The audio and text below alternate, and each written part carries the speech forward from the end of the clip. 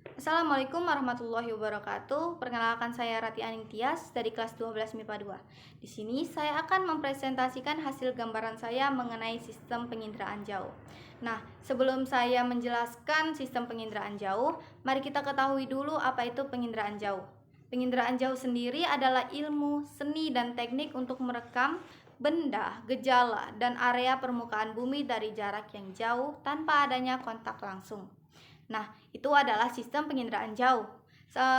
Sistem penginderaan jauh itu sama seperti kita sedang memotret atau selfie. Bedanya ketika kita selfie, yang difoto adalah kita. Kalau penginderaan jauh, yang diambil adalah permukaan bumi. Nah, bagaimana sih sistem penginderaan jauh itu? Sistem penginderaan jauh mencakup beberapa hal atau beberapa komponen yang menjadi satu kesatuan. Jadi, kalau salah satu aja komponennya bekerja kurang baik, maka penginderaan jauh akan juga menjadi kurang baik. Nah, yang pertama komponennya adalah sumber tenaga, lalu ada atmosfer, lalu ada sensor, kemudian ada interaksi dengan objek, lalu ada pengolahan data di sini, dan yang kemudian adalah pengguna data. Nah, yang pertama adalah sumber tenaga. Sumber tenaga sendiri dibagi menjadi dua. Ada sumber tenaga aktif, juga ada sumber tenaga yang pasif. Sumber tenaga aktif itu sumber tenaga yang diciptakan oleh manusia atau dibuat oleh manusia, misalnya seperti bleach.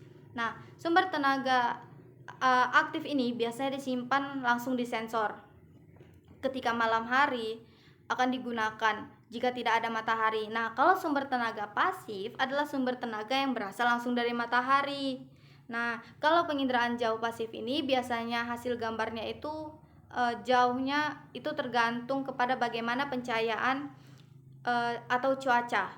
Nah, karena itu, kalau sistem penginderaan jauh pasif hanya bisa digunakan ketika siang hari, karena matahari hanya ada saat siang hari. Yang kedua adalah atmosfer. Atmosfer ini akan meneruskan cahaya dari sumber tenaga ke objek yang ada di bumi, entah itu bangunan, gunung, atau sebagainya. Nanti objek ini akan memantulkan kembali cahayanya dari sumber tenaga menuju sensor. Nah, sensor ini simpelnya bisa kita sebut sebagai kamera. Untuk penginderaan jauh yang disebut ya sensor. Jadi untuk menangkap gambar dari jarak jauh menggunakan sensor. Nah, alat yang digunakan untuk membawa sensor ini disebut sebagai wahana. Wahana itu berupa satelit, balon udara, atau berupa pesawat. Intinya yang membawa sensor. Nah, sensor itu akan mengolah data. Sensor itu akan mengambil data dan terbagi menjadi dua, yaitu ada sensor fotografi dan sensor elektronik. Kalau sensor fotografi akan menghasilkan citra foto, kalau sensor elektronik akan menghasilkan non foto. Sensor akan mengolah data dan menghasilkan data berupa digital dan data berupa visual. Digital ini seperti data-data yang menggunakan angka, koordinat, dan lain sebagainya. Kalau data visual adalah data berupa foto atau lain yang bisa kita lihat langsung dan kita bisa mengerti seperti fotonya ternyata ini Riau ya, Riau tuh seperti ini.